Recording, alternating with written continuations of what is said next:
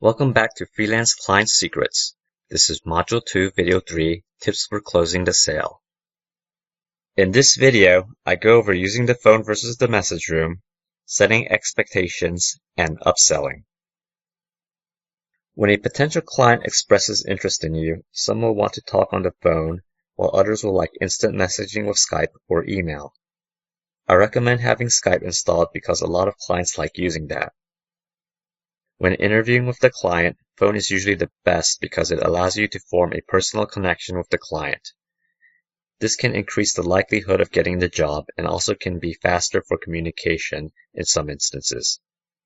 Once I get the job though, I like to limit phone communications because they can take up a lot of your time and distract you from your working.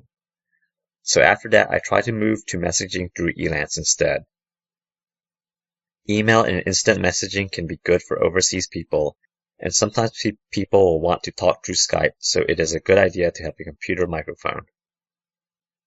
Setting expectations is very important and is something you should do before the job starts. Instead of sending the client a detailed proposal, I like to use a client info sheet instead. Basically, this is a Word document that asks all the questions I will need to know before getting started, and clearly lists all the things that I will or will not be doing for the project. The info sheet allows customers to declare the features that they want.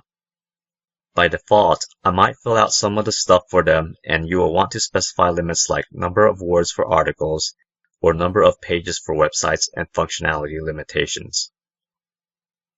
Clearly identify things you cannot or will not do and indicate which features will cost extra. For websites, for example, I clearly indicate that mobile responsive sites will cost more.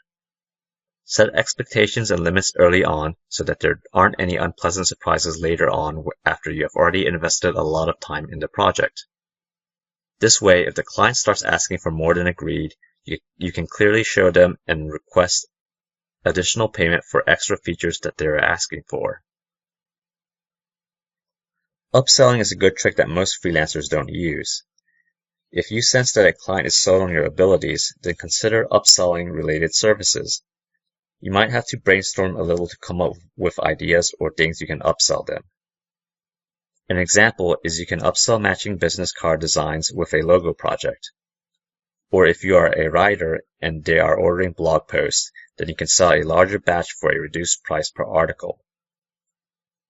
Consider giving them a good rate if they buy now. So if they buy your logo and business card package, then they receive a lower price than if they had bought them separately. This can increase your profit per customer. So this is the end of Module 2. Hope you found it useful. In the next module, I will be covering bidding templates and tips.